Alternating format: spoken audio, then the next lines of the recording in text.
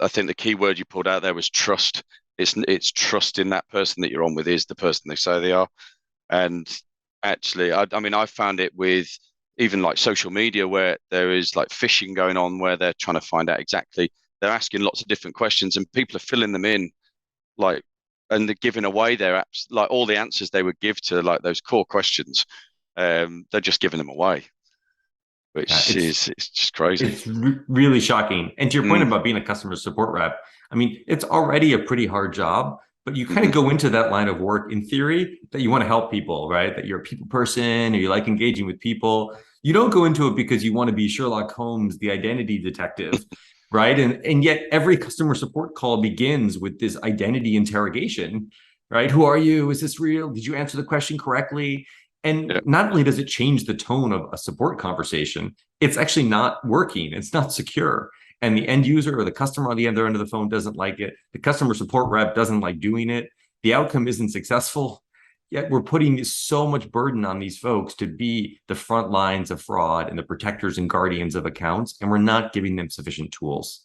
There has to be a better way. And that's what we set out to try and improve the quality of and the security of that experience in particular. fantastic. Um, in terms of then, like, I suppose there's a knock-on effect where you said like, looking at like customer service and the way that their job is looking, like you said, it's like almost like the Sherlock Holmes of it. Do you think it's having an impact on companies the way in terms of the recruitment of like customer service reps? Do you think there is it really impacting that side of it as well?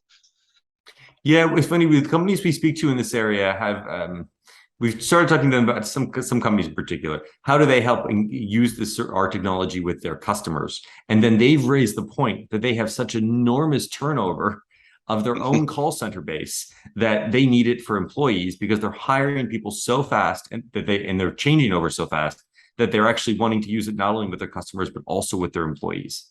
Yeah. So I think it's safe to say, yes, retention is an enormous challenge. People aren't enjoying that job. They're taking it at the last resort, shall we say. And Mhm. even the companies that are really innovative and creating a great experience for customer support reps are still giving them this part of their job that they don't like. And then again, holding them accountable when they get it wrong. You know, gosh, you didn't interrogate that customer enough and you therefore let a fraudster through. You know, you did a bad job. And so the Yeah. person's all right. Well, am I supposed to interrogate even more next time? Like then they're probably not going to think I helped them or did a great call experience. It's really Absolutely. an unfair burden. I suppose there's like like to put it in a different way, it's almost like asking the doctor's receptionist to actually diagnose, isn't it? Before Yeah, they even get to the doctor, and then yeah, I completely understand that.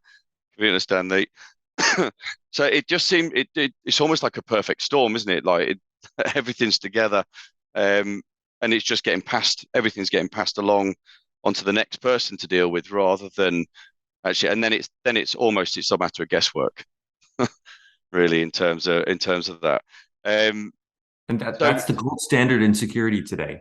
yeah, So to your point about what a CISO community should be concerned about, oh my mm, goodness, the best tools you put into place to protect online access and multi-factor authentication, and maybe you issued a hardware token or device and a UV key, and you've gone the extreme mile. Well, think about what happens when that employee or that customer gets locked out. What do they do? And investigating that flow often leads to shock. yeah, And that becomes the sort of the risk vector or the easiest way in. And that's the way in that fraudsters are pursuing.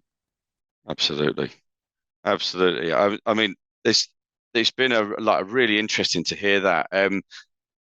Like and what you're saying is great, and I think obviously for people listening, I think please check out the getnametag.com and really follow you on LinkedIn as well. I think that is going to be essential, really, because I think this is essential, and it really is. It is the foundation of what we're talking about, really, isn't it? In terms of security, I think what closer to security can we get in terms of that?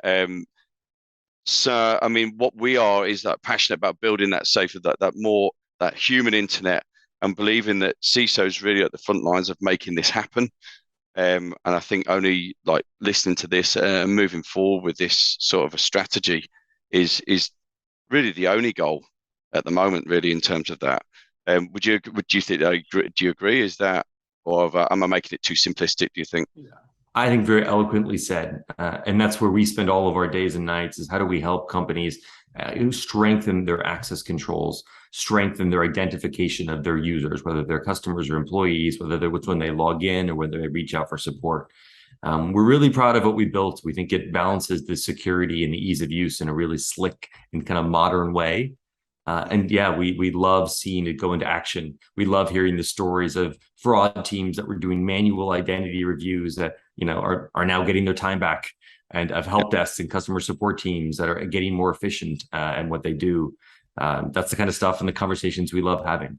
So indeed, please reach out. We love those having those discussions.